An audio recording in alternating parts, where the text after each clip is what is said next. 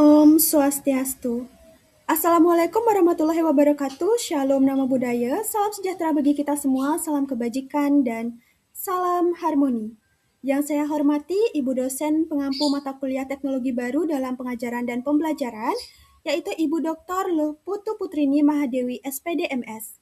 Perkenalkan, nama saya Niputu Suci Pramesti dengan NIM 231 103 1022 dari Rombel 14. Di sini saya akan presentasikan terkait tentang multimedia pembelajaran. Yang pertama adalah mengenai pengertian dari multimedia pembelajaran. Jadi, multimedia pembelajaran adalah media pembelajaran yang menggabungkan dua atau lebih unsur seperti teks, gambar, audio, video, animasi, dan interaktivitas untuk menyampaikan materi secara lebih menarik dan efektif. Baik, selanjutnya adalah unsur dari multimedia pembelajaran. Yang pertama adalah teks. Teks digunakan untuk menyampaikan informasi utama secara singkat dan juga jelas. Yang kedua adalah gambar. Gambar digunakan untuk memperjelas konsep dan membantu pemahaman visual. Yang ketiga adalah audio. Audio biasanya berupa narasi, musik, ataupun efek suara untuk memperkuat pesan yang ingin disampaikan. Yang keempat adalah video. Video biasanya menampilkan proses, peristiwa, ataupun contoh nyata yang membantu pemahaman siswa terhadap materi yang diajarkan. Yang kelima adalah animasi. Animasi dipergunakan untuk memperjelas konsep abstrak dan juga terkait urusan proses yang perlu untuk diketahui oleh peserta didik. Dan yang terakhir adalah interaktivitas.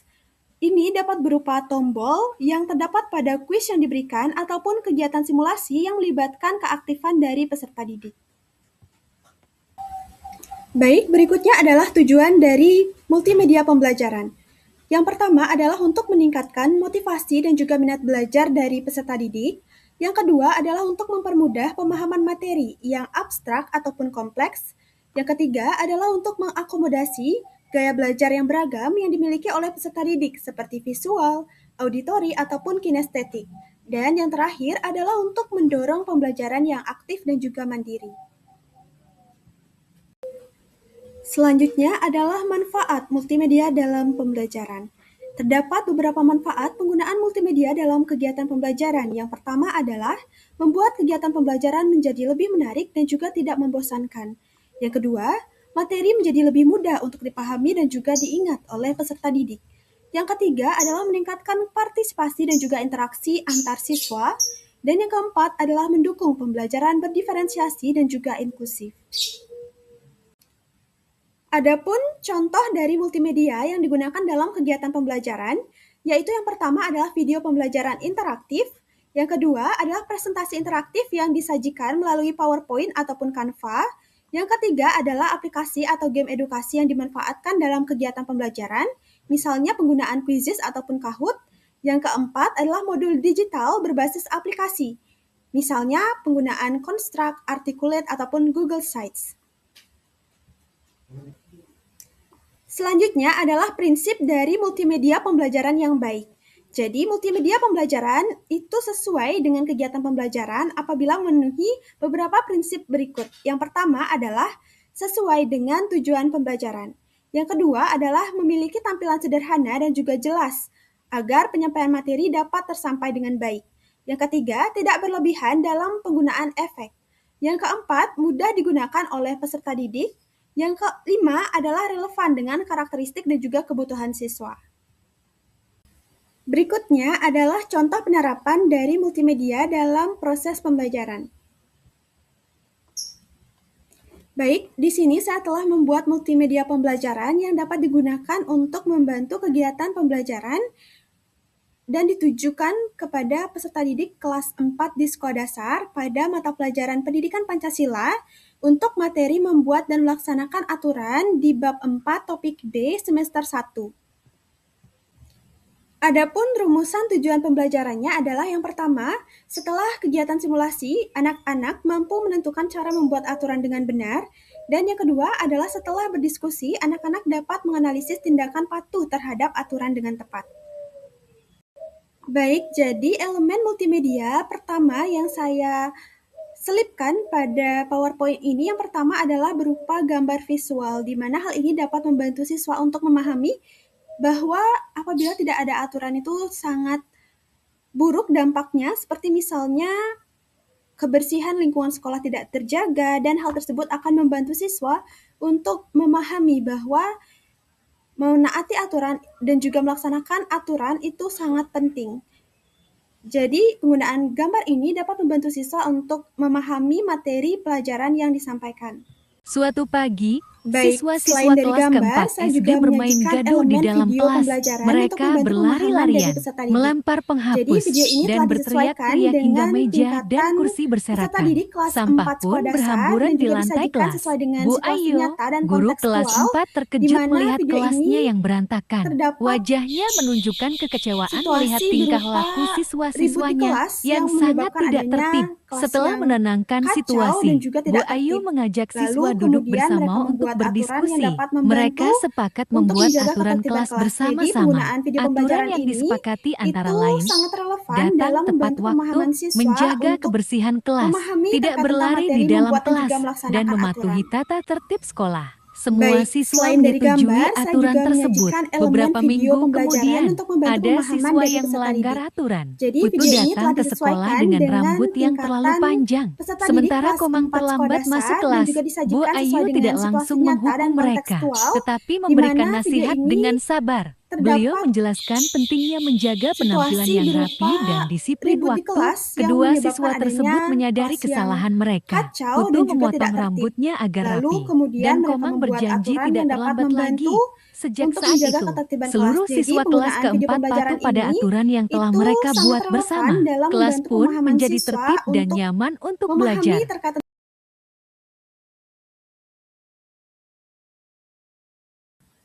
Selanjutnya juga disediakan materi terkait latar belakang keharusan kita dalam melaksanakan aturan, di mana aturan ini dapat membuat hidup menjadi lebih tentram dan juga aman, melatih tanggung jawab, menunjukkan sikap disiplin dan juga jujur, serta membuat lingkungan menjadi lebih nyaman.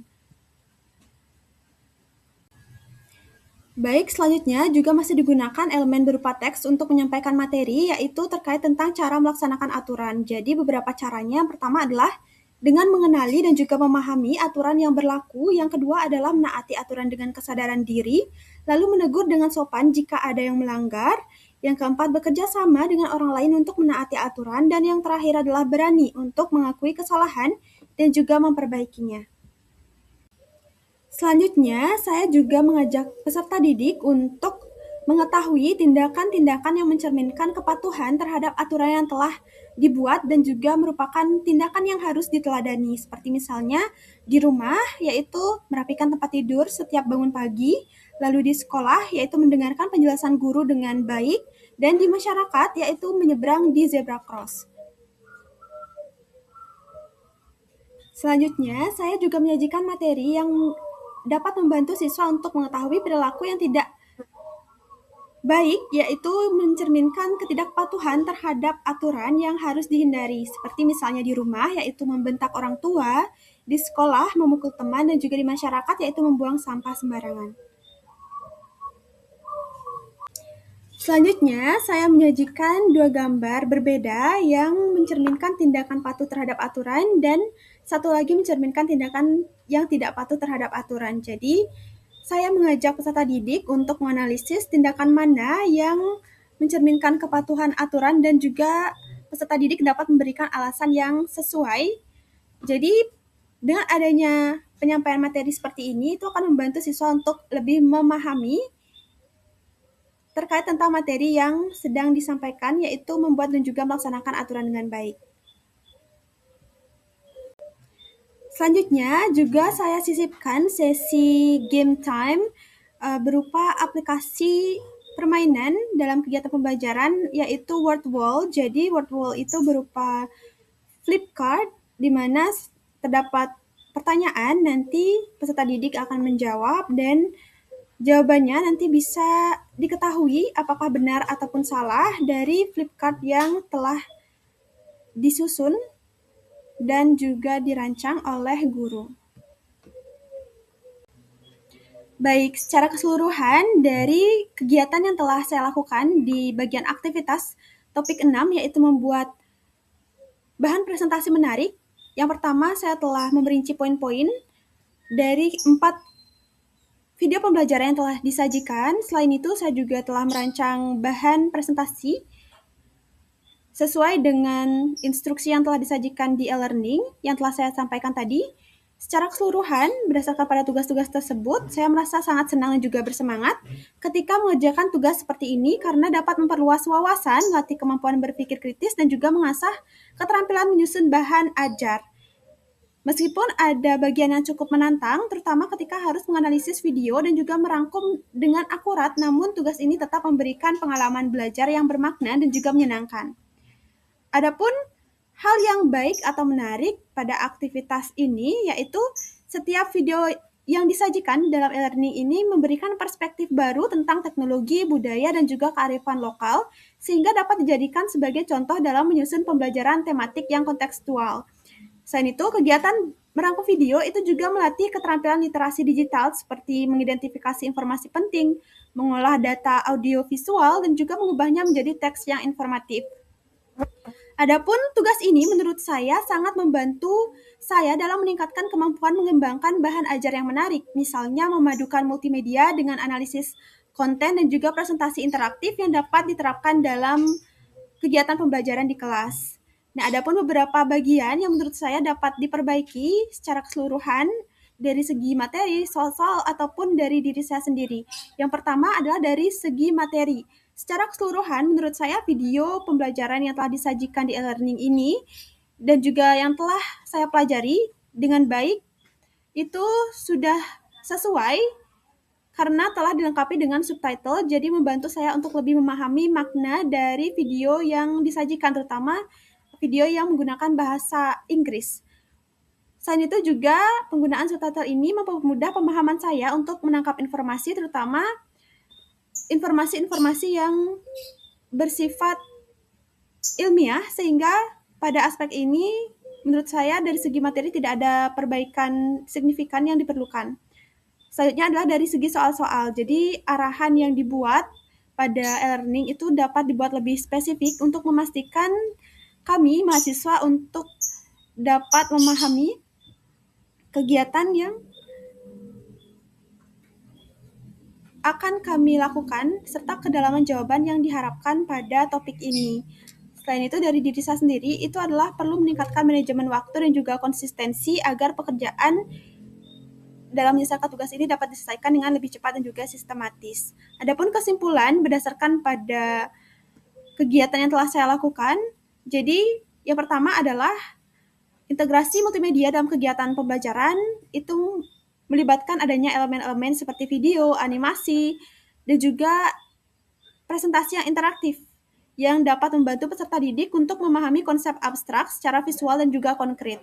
Yang kedua adalah memberikan ruang untuk diskusi, kolaborasi, dan juga refleksi dalam kegiatan pembelajaran agar pembelajaran ini dapat lebih bermakna dan juga dapat membantu melatih keterampilan berpikir kritis dari peserta didik serta memperkuat pemahaman mereka terhadap materi. Yang ketiga adalah menggunakan pendekatan TPACK dan model pembelajaran inovatif seperti problem-based learning, project-based learning, ataupun discovery learning, di mana pembelajaran dengan model ini dinilai efektif untuk meningkatkan motivasi belajar dan juga pengalaman belajar yang lebih bermakna untuk peserta didik. Baik, sekian yang dapat saya sampaikan. Apabila ada kesalahan kata yang kurang berkenan, saya mohon maaf. Saya tutup dengan Parama Santi. Om Santi Santi Santi Om. Assalamualaikum warahmatullahi wabarakatuh. Shalom, namo buddhaya, salam sejahtera bagi kita semua, salam kebajikan, dan salam harmoni.